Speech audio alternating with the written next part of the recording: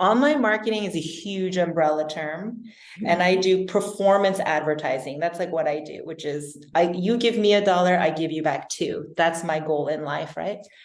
In performance marketing, there's a few things that drive me crazy. One, the ads are not in the right person's hands.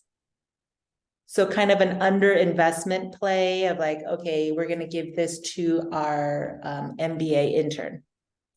That MBA intern is not set up for success, and they do not have the pattern recognition it takes to play Google the right way. Mm-hmm. That's one thing. Another thing is businesses that stop ads. Welcome to the Business Ownership Podcast, brought to you by Awareness Strategies, helping you navigate the waters between entrepreneurship and ownership. Hey there, peeps. This is Michelle Nedelec, and I'm super glad that you're here with us today because I am here with my most amazing guest, Sharon. Sharon, thank you so much for being here with us today. Thanks for having me, Michelle. So give us a highlight of who you are and what you do for business. Sure. So I come from a little bit of a different background. I worked for Google for 10 years and went on an amazing journey there, but took that leap of faith, wrote a check of belief into myself and started Sage Digi in 2018. I'm now starting my 6th year as the CEO of a digital advertising company. And I specialize in helping small businesses grow to medium and large-sized businesses through advertising. I love it. So how did you get into advertising as a thing? How did you make that a thing?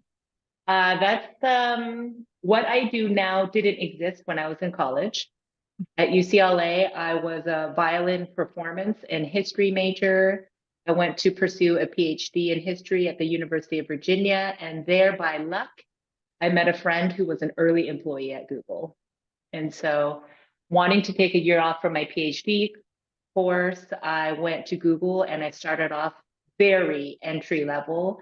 This is a shout out to my fellow folks on the 866 hotline. I answered the AdWords 866 hotline for 7 hours a day and started my career learning how to pitch and sell ads. Wow. Basically, I wanted to do it as a break, but I totally fell in love with it. Oh, that's awesome. So what would you say was the most intriguing aspect of it for you? I think it was problem solving in a dynamic way. And so I would pick up the hotline. You have no idea who's going to be on the other line. But one day a woman called in. She said that she represented a company called Pandora.com. They do streaming radio. Do you remember that? Yes. And they wanted to run ads that targeted people like myself, office workers who want to put in headphones and listen to music as they worked. And then they served some ads and made money that way. And I helped her get started, and we grew that account into $1 million quarterly account, and their business took off. I think their profitability was really high, and she was just so appreciative. I was appreciative of her because I hit my sales quota. It's that kind of like problem solving and, having the flexibility and faith of the company that I didn't have to sell what I didn't want to. Awesome. So when you were working with businesses, did you find that there was anything in particular that was kind of a green light to you that you're like, oh yeah, this is going to be awesome? Like whether it was the owner's attitude or if it was the product or the service, or like, was there anything that they had in common when you could hear the pitch? I think, now that I'm 17 years into this business, yeah, we can feel a rocket ship when we see it, which is the product market fit. Is one thing. The second is like how much inbound requests do they have? And the third might be how mature a product or service is. Really, businesses that are just barely starting out, their services are not yet completely stitched together. It's not a well-oiled machine. And so it's kind of hard to get new clients to start. But once a business hits like year 3, year 4, and some of that customer feedback has been implemented, then we know that we're ready to go. Nice. I love it. So what made you decide to go and on your own and start your own business? There's 2 sides to that. One is I come from a family of entrepreneurs. My father had a software consulting company many, many years ago. And he ran that for a long time, and he enjoyed a lot of flexibility in his schedule. My sister owns a sushi restaurant. My brother's a wealth management advisor. I mean, we all come. Oh, my mom had a daycare, hugely successful because she's a pediatric nurse. So why wouldn't you want her to take care of your baby? You know, hugely successful business. And so I guess that's in us. It's also, as a Korean American, we love having our own businesses. But something else happened. I was in an accident and a surfboard hit my head, and I was unable to hold my head up for a very long time. I had to go on medical leave and go on bed rest for like 18 weeks. And in that agony, there's a lot of exploration. And I told myself, if and when I get up out of this bed, I will work for myself. Wow. That is crazy awesome. Congratulations, one. Thank you. Surviving it and getting out. Thank you. And- It's really hard to leave Google. I had many friends there, a very supportive management team. Google has taught me a lot, and they've catapulted me into the future in terms of where technology is going. But there just comes a time. There comes a time for every entrepreneur where it's now or never. Nice. Well, we'll definitely get into that a little bit later. But Okay. right now, so when you're working with your clients, who would you say is your ideal client, or who comes to you the most often? My ideal client, these are companies that are doing 10 million plus in sales. Mhm. They have around 100, 150 employees. They span everything from B2C retail sales all the way up through like software, like HR software, enterprise grade software solutions. We do the entire gamut. I'd say our specialty though is B2B, because B2B marketing is very tricky. There's a very long sales cycle. Typically 12 months is an average B2B sales cycle. So we have to track from the moment someone clicks to the time they sign a contract, which could take a year. Right. And so Well, we and specialize in that. Mhm. that is super cool to me, because oftentimes when somebody's talking B2B, they're also talking about having a salesperson involved.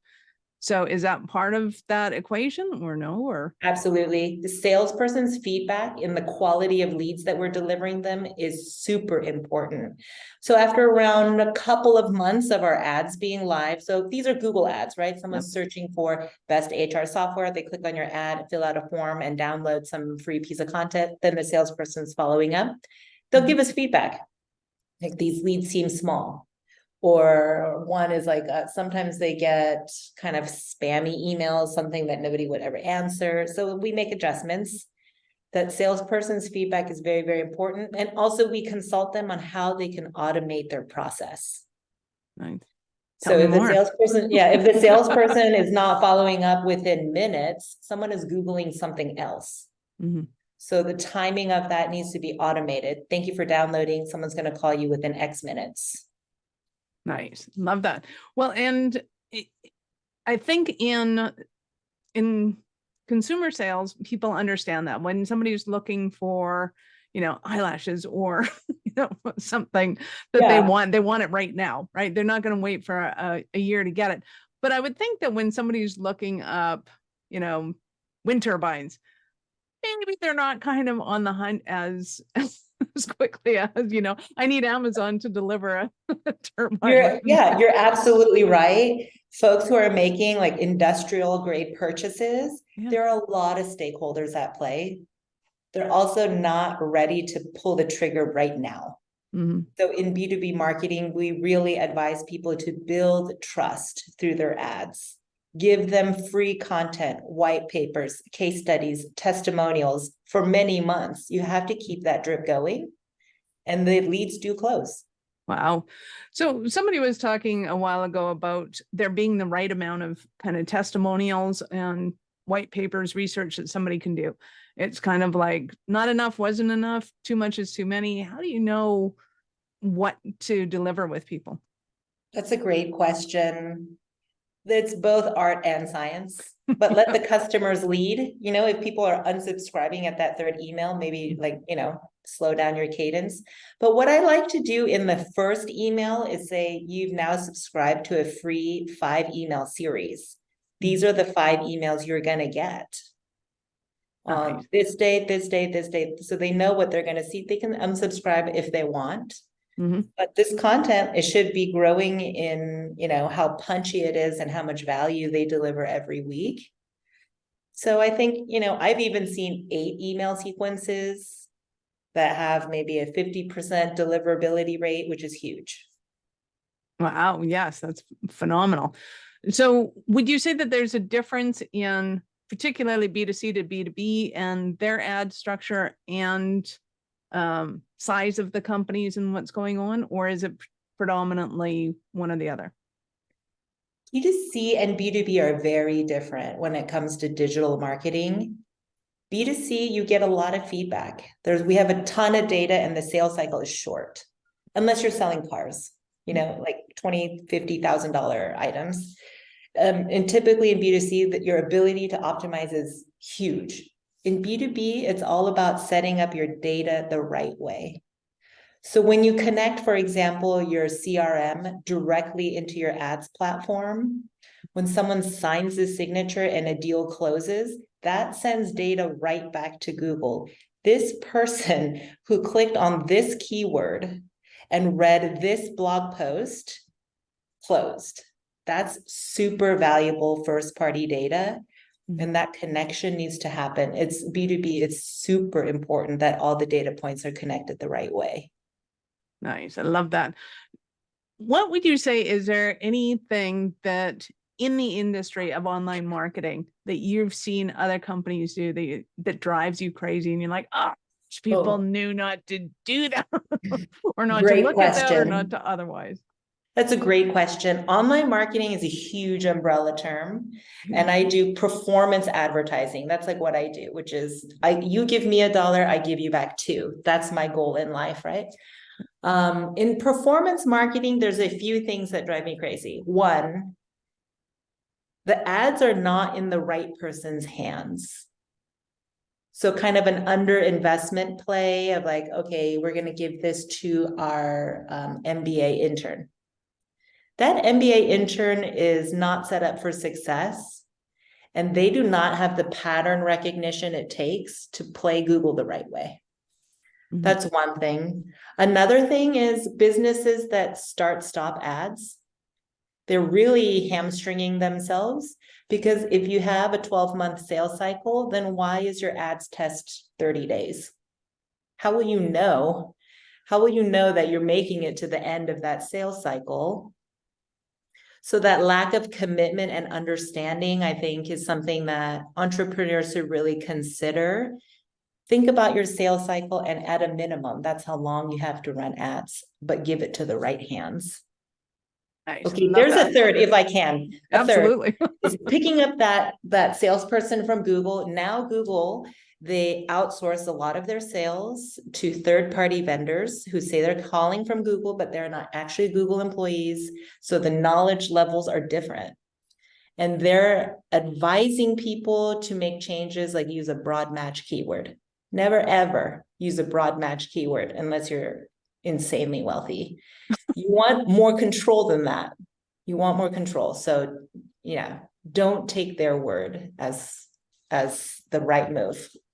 Right. So how would somebody know whether or not somebody is Google employees or third party?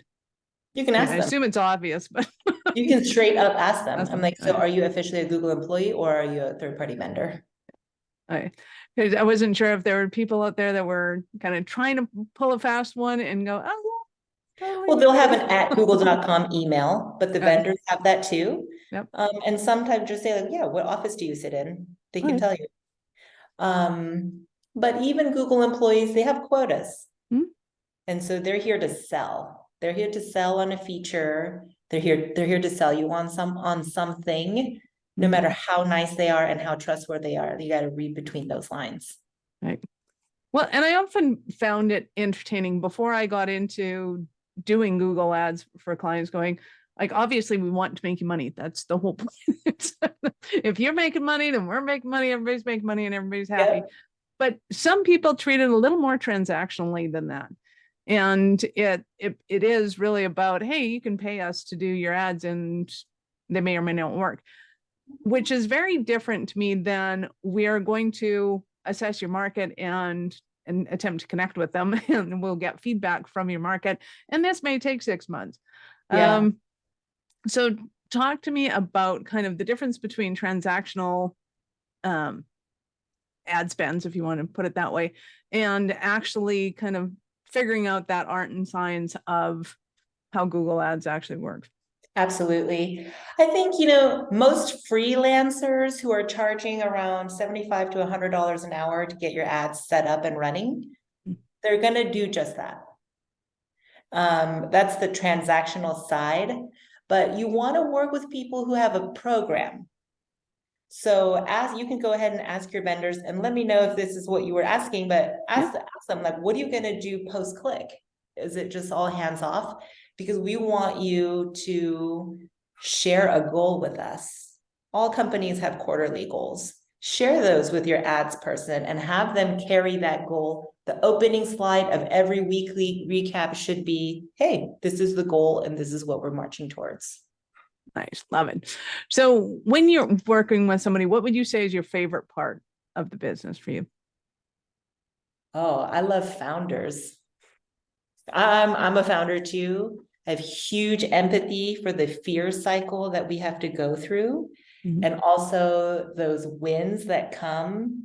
You can have up days and down days. Sometimes there's a huge update that we share together. I know that you said your, ROI goal was 250%. This month it's 12,000%. Is that good? We do share those moments, and it takes a journey. Or, remember that creative we were testing previously, your creative click-through rate was around 2%. This new one is 20%. So that's good, getting those wins together and just seeing them build their businesses up. One of our early customers started by spending $5,000 a month on Google Ads, which was a stretch. It was a leap of faith. Today, we spend $750,000 a month on ads. Wild. Huge journey. When it makes sense, right? So a lot of times I'll start the conversation with either a money conversation or a time conversation, and you got to decide which one you want as a business owner, because there's a fine line there. Does it make, in your eyes and experience, does it make more sense to start smaller and kind of gain into where they want to be? Or are there times when it makes sense to just kind of throw money at the problems? How do you approach that balance with your clients? Yeah, it depends on how the business is financed. I think venture-backed companies can start a bit larger. Bootstrapped companies, I have a bootstrapped company. You got to start with what you have.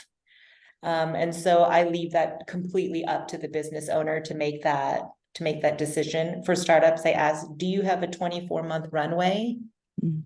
And if you don't, this may not be the season for you to launch large ad campaigns. It's just, the environment has changed for them. And, starting with a reasonable ads budget, I would say for a bootstrapper could be $5,000 a month. Measure your success as soon as possible and take it from there. But you have to commit to many months, though. It's not like a 30 days on and off. Right. Well, and so a lot of people get very confused about this running ads thing and why Google wants to run ads. I totally get that it's they're looking at their business and how they run their, what would they do if they ran for 24 months, but they don't really understand the whole algorithm aspect to Google Ads. So I want to have a long conversation about this, not just kind of the short answers of it. So I'll give you kind of where I'm going with this. Mm-hmm. A lot of companies will have events that they want to market, right? So they might have a grand opening, and then they have a client appreciation day, and then a something, and they'll run, the 30-day ads to those things, as opposed to 30-day ad, or as opposed to like a year-long ad towards the actual sales that they're wanting to commit to. In your opinion, which one works better? Which one makes more sense? Should they be doing ads to opt-ins and events, so to speak, or should it just be to the sales side of things? And we have a lot of customers that do that. And that's a great point. So there will always be an evergreen component to your advertising. You're always on your brand names, your key core services, your different market differentiators. That's your evergreen campaign. Now, these flighted campaigns are important, but something you should know, it takes 2 weeks for Google's algorithm to settle in. Up until that point, you're throttled based on how much you can serve your ad. So a 30-day runway is a good one before your event. So for example, one of our clients, they do recruiting events all over America. And so about 45 days pre-event, we're selling tickets, we're bringing in vendors, and that's a good time to have your flighted campaigns. But you can use those same keywords that you use for one event, take the best performing ones and replicate them for the next one, right? There's like a lot of learning that you could move throughout these different events.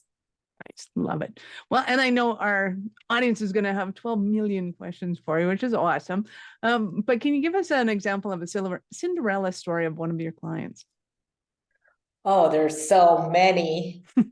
Cinderella story. I mean, everybody loves a princess in a fairy tale, right? Exactly. So one example is that same client I told you about. They were pre-Series A startup, so seed funding. They're collecting seed funding is hard because you're collecting checks from your friends and family. And they're investing, taking a leap of faith and giving me, someone that they just met and vetted, $5,000 a month to run their ads. What we found that when we go directly for their product is that those keywords are very expensive and you couldn't really do much with 5,000.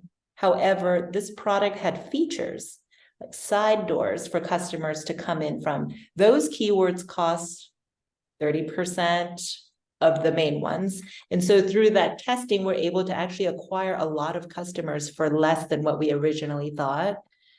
That became a virtuous cycle. We went from 3K to 10K. COVID hit. We went to 0 for several months as the whole world tried to figure out what was going on. A few months later, they decided to run ads again, and they were able to close a Series A and now a Series B. I believe this Series B was about $60 million. And with that, there's plenty of runway for the team to grow. The team size has doubled throughout those years. I think they're well on their way to an IPO. And now we can see from original data that the cycle of acquiring customers is becoming very profitable. Nice. I love that. Always great to hear the success stories of when people make it big, because I know it's, as an entrepreneur, it can be very daunting to make those risk choices and going, this could go really good. Totally. Oh, absolutely. Absolutely. It took us 4 years for me, someone who sells ads, to have the money to run my own ads for my business.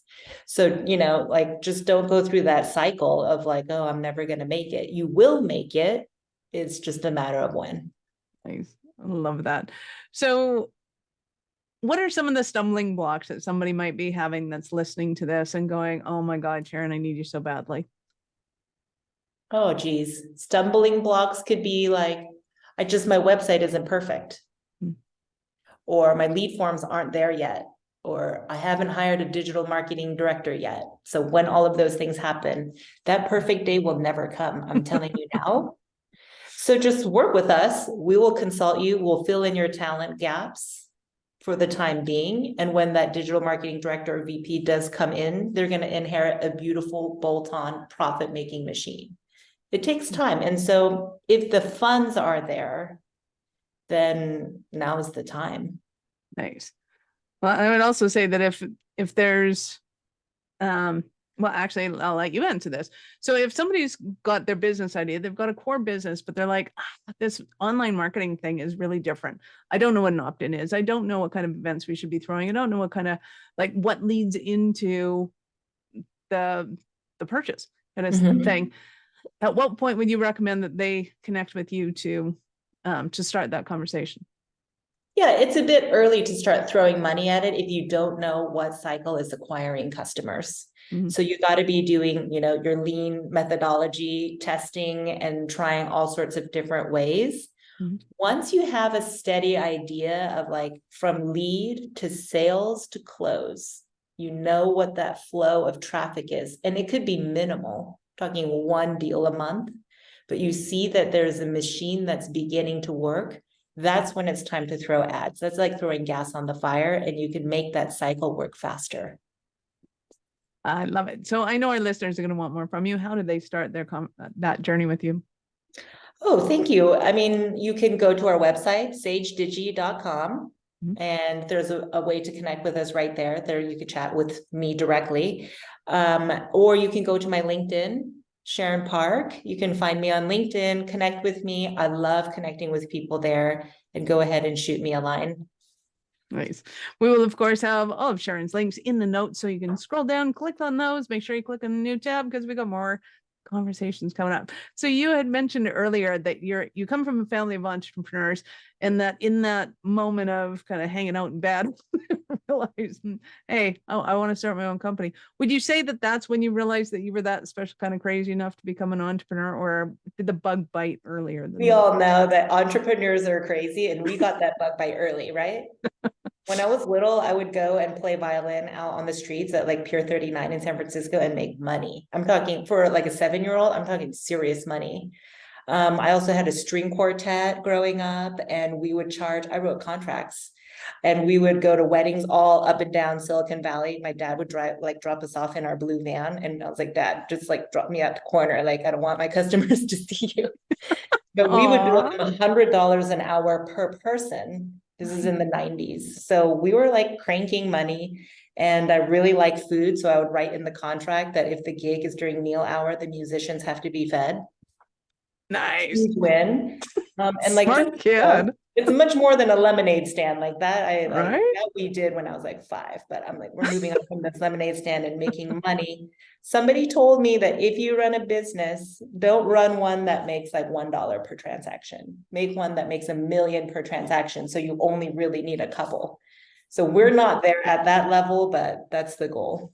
I love it. You have been absolutely awesome. Any last words for our peeps? Oh, just keep going. Keep going. If you feel like this is a down day for you, no, tomorrow will be an up day. Don't ever quit. Love it. Thank you so much for your time. I appreciate it. And I know how valuable it is. Thank you, Michelle. Peeps, and this is Michelle Nedlick. Thank you for being here with us today. Be sure to subscribe to the show and share it with your friends. We love helping entrepreneurs grow. Are you running a business over 7 figures but still struggling with technology headaches? Pay attention, you do not want to miss this offer. This podcast episode is brought to you by Awareness Strategies, who is offering a custom-built digital adoption roadmap for anyone running a business over 7 figures who's wanting to grow their business in the next 5 years. And it's not just a roadmap, they offer full implementation as well if that scares the out of you. Check out awarenessstrategies.com/roadmap for more details today. The link's in the show's notes. Don't regret not doing this. Do it now. That's awarenessstrategies.com/roadmap.